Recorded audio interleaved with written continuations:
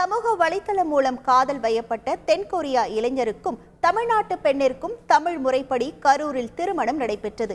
கரூர் மாவட்டம் வேலாயுதம்பாளையம் அடுத்துள்ள நடையனூர் பகுதியைச் சேர்ந்த விஜயலட்சுமி பெங்களூருவில் உள்ள தனியார் ஐடி நிறுவனத்தில் பணியாற்றி வந்துள்ளார். இவர் ஆங்கிலம் மற்றும் கொரியன் மொழி அறிந்திருந்த நிலையில் சமூக வலைதளங்களில் தொழில் சம்பந்தமாக இரு மொழிகளிலும் பதிவிட்டு வந்துள்ளார். அப்போது தென்கொரிய நாட்டை சேர்ந்த மின் ஜூன் கிம் என்ற இளைஞருடன் பேசத் தொடங்கியுள்ளார். இருவருக்கும் இடையிலான நட்பு காதலாக மாறிய நிலையில் இருவரும் திருமணம் செய்ய முடிவெடுத்தனர். இந்த நிலையில் இரு வீட்டார் சம்மதத்துடன் கரூரில் உள்ள கோம்புபாளையம் பெருமாள் கோவிலில் தமிழ் முறைப்படி திருமணம் ஏற்பாடு செய்யப்பட்டிருந்த நிலையில் பட்டு வேட்டி சட்டையில் தமிழ்நாட்டு பெண்ணை கரம் பிடித்தார் தென்கொரியாவை சேர்ந்த மின் ஜூன் கிம்.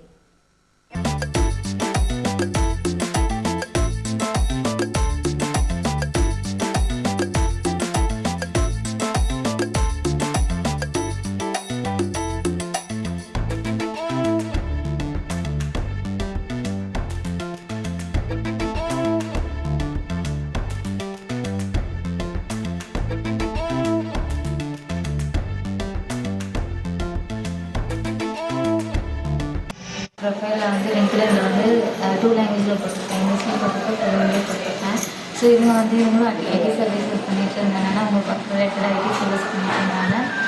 ஒர்க் ரிலேட்டடாக என்னை கான்டாக்ட் பண்ணாங்க. ஸோ வந்து ஃபஸ்ட்டு இனிஷியலாக நாங்கள் ஒர்க் ரிலேட்டடாக தான் பேசிச்சுருவோம்.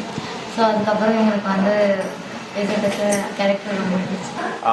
I met her about 1 year ago in online, language exchange app, and we realized that we are in IT service, sector, so we planning to work together remotely.